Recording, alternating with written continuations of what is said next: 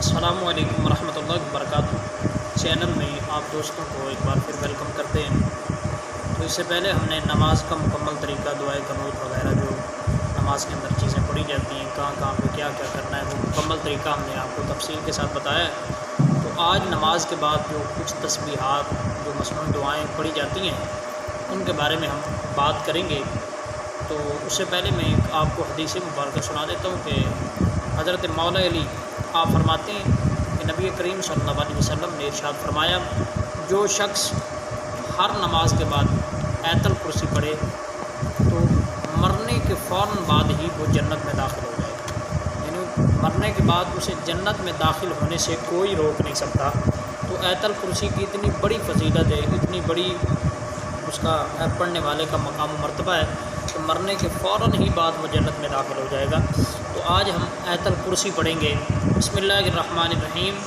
اللہ لا الہ الا ھو الحی القیوم لا تأخذہ سنۃ ولا نوم لہ ما فی السماوات وما فی الارض من ذا الذی یشفع عندہ الا بإذنہ یعلم ما بین ایدیہم وما خلفہم ولا یحیطون بشیء من علمہ الا بما شاء وسع کرسیہ السماوات والارض ولا یؤودہ حفظہما وہو العلی العظیم۔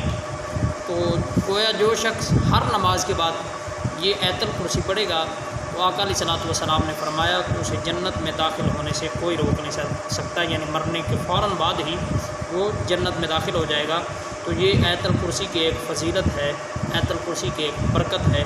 تو آج اس ویڈیو کے اندر ہم نے آیت الکرسی کے بارے میں پڑھا، تو آئندہ ویڈیو کے اندر ہم اس کے علاوہ جو اور دعائیں ہیں، جو اور تسبیحات ہیں وہ پڑھیں گے۔ تو آئندہ ویڈیو کے لیے اللہ حافظ۔ السلام علیکم ورحمۃ اللہ وبرکاتہ۔